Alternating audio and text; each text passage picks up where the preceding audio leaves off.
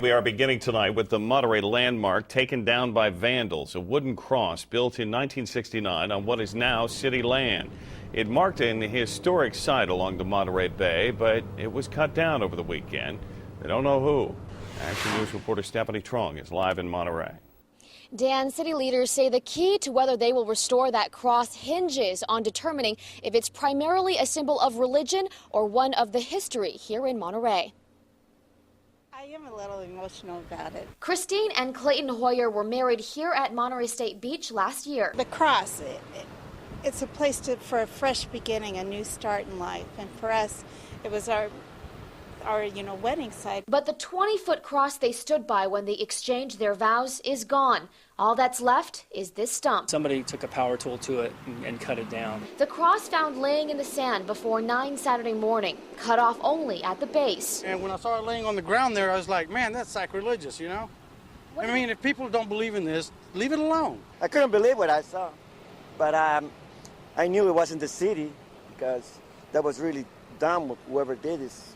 Community members donated the cross 40 years ago, a replicate of an original cross built in the 1700s, where Spanish explorer Don Gaspar de Portola, who founded Monterey, is said to have landed.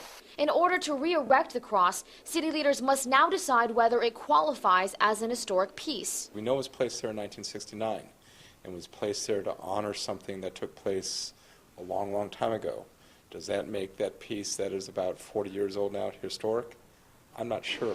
And determine if there's a violation of separation between church and state. The whole religious thing on the side, I mean, that was something going south on Highway 1, entering the city of Monterey, you saw it. So there's a value to that I don't think you can put a dollar on. Religious or not, exactly. I mean, it's a symbol of what Monterey's all about, man. You know, it was discovered by these people.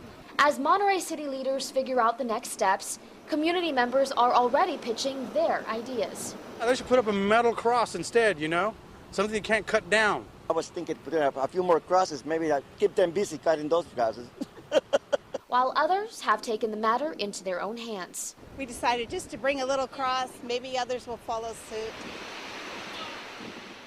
The city says in the 40 years that the cross has been there, there have been no complaints made up until a few months ago when the American Civil Liberties Union called several times to say that the cross was not appropriate on city property. Now, there's been no link established between the calls and what happened over the weekend, but Monterey police say they're not going to rule anything out and they will look at everything, including those calls, in their investigation.